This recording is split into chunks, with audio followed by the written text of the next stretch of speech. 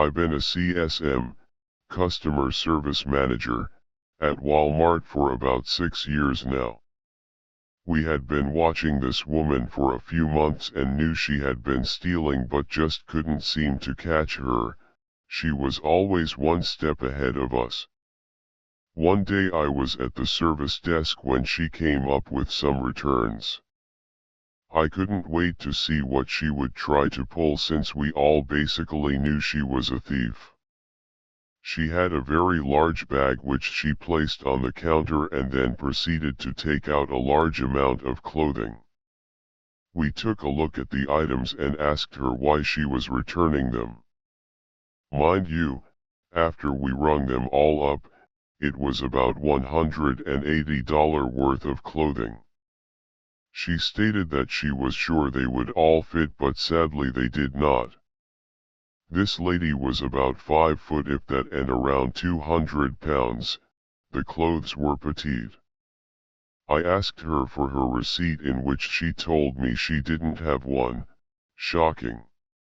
I told her then that I was sorry but I could not return the items. She gasped and gave me this rather scary look and asked me, "Do you know who I am?" I honestly thought she was going to tell me she was the relative of someone important.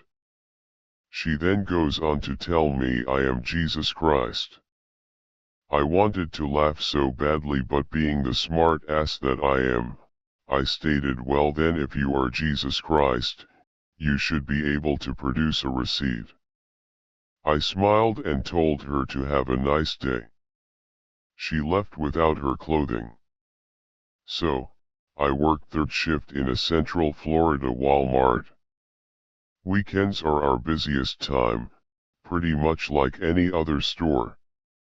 Of course it has its strange and unusual tales like any third shift gimmick of equal proportion. But a few months back, I had the strangest encounter with one of our drunkest customers. Where to begin?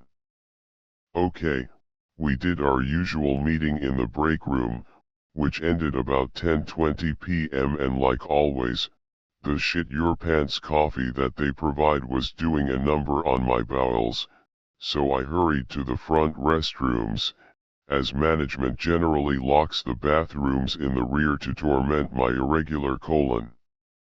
It seemed that things were going to a decent start, when I hear the shuffling of 2 pairs of feet. Of course anyone can go in and out as they please, so I paid no mind to these people. I continued my duty. I look up and this Hispanic gentleman was staring at me through the vertical crack between the door and the partition that blocks me from the rest of the non-defecating world. If he had just passed on by, I would have been okay, but little did I realize, this man was quite sauced and in need of friendship. "Hey, you like Julio's?" he asked. I paid him no mind, as I was thinking that perhaps he was speaking to the gentleman that came in with him. "Hey, you like Julio's?" he asked again. I looked up and noticed he was staring directly at me, in my pooping position, vulnerable as hell. Needless to say, my fear response kicked in and evacuating my bowels ceased to be a priority. This gentleman had ruined my intimate moment with the porcelain god. I gave up on finishing and started to wipe with our John Wayne toilet paper, rough and tough and doesn't take crap from no one, when this guy spoke to me again. "Oh, yeah man, wipe your ass, don't worry," he says, as if that's not going to make me worry. I finished doing that deed and flush my minor victory down the drain. I pulled up my pants and commenced to step out of my tiny cell, when my new Julio friend reaches for me. "I don't care if you just wiped your ass, lemme shake your hand," he says as he reaches to shake my hand. Reluctantly, I oblige. I'd rather not start stuff with a drunken Mexican in the restroom of my workplace. Already this guy has broken several rules of the men's bathroom.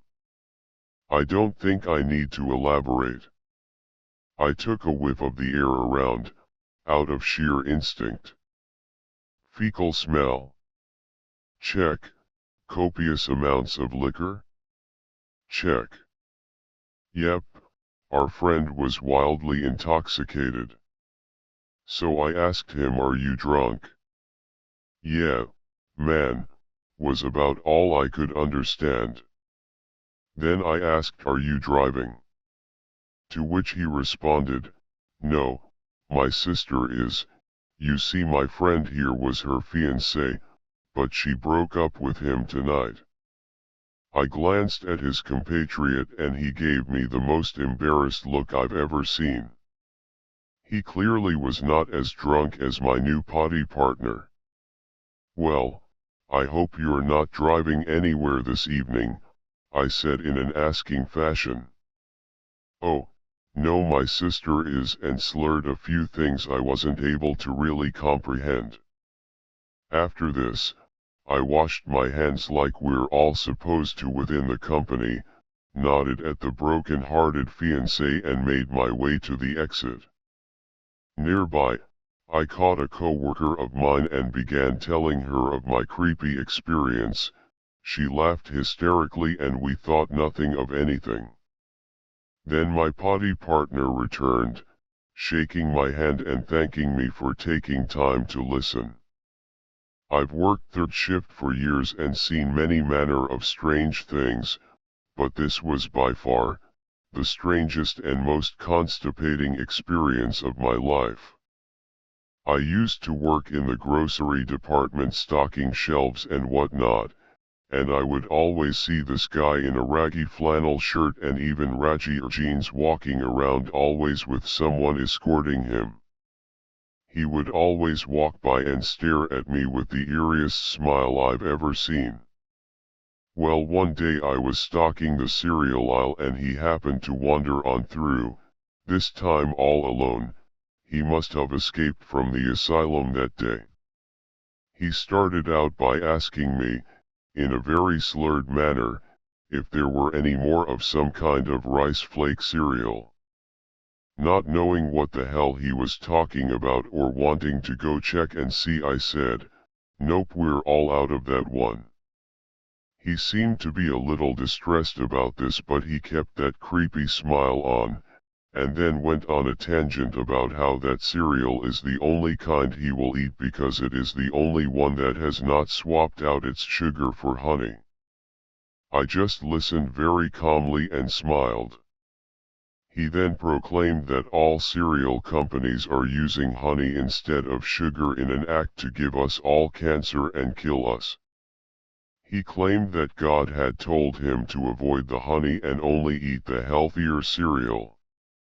Then he went on to say that all this honey business will inevitably lead to the holy rapture and God will come down and save the select few who believe and leave the others, I guess meaning the honey eaters, to be taken in the apocalypse by demons and such. He then proclaimed it was my duty to bring this honey issue up at my employee meetings, which I never go to, but after this instance I seriously thought about it, and try to persuade everyone to not buy the cereal containing honey. So I obliged, because I did not really want to be stabbed by a crazy religious nut, and told him, "Oh, I definitely will," and he just shrugged and continued to shuffle about the rest of the store. I continued to see him from time to time, never alone again, and he would always stop and say something, but I would try to look busy and get the hell away from him.